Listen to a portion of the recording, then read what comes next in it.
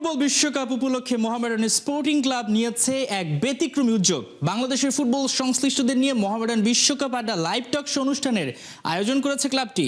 অনুষ্ঠানটি উদ্বোধন করেন যুব ও ক্রীড়া প্রতিমন্ত্রী আমিনুল হক।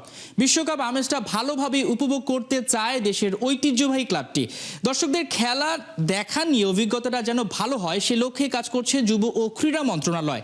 মোহামেডান স্পোর্টিং ক্লাব লিমিটেডের সভাপতি মোহাম্মদ বরকত উল্লাহ বুলু এমপির সভাপতিত্বে অনুষ্ঠানে উপস্থিত ছিলেন এক ঝাঁক সাবেক তারকা খেলোয়াড়। পুরনো দিনগুলো নিয়েও হয় স্মৃতিচারণ। ফুটবল বিশ্বকাপের পুরো আবহতে যেন নতুন মাত্রা যোগ করে সাবেকদের উপস্থিতি। জীবনের শুরুটাই হয়েছিল মোহামেডান ক্লাব দিয়ে।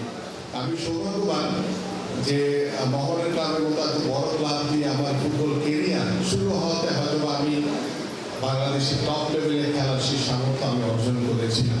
এবং আমাদের পিছনে আমি প্রতাপ দাকে দেখি, পিছনে ছিল আমার অনেক লক্ষ্মী ভাই রয়েছে, মাসুরানা রয়েছে, কবির ভাই, কাঞ্চন, আমাদের সহভাই রয়েছে, আমাদের প্রিন্স, আমাদের সাইদ হাসান কারণ ভাই। যে শুরুটা করেছিলাম তখন কারণ ভাই ছিল বাংলাদেশের ন্যাশনাল টিমের টপ গোলকিপার।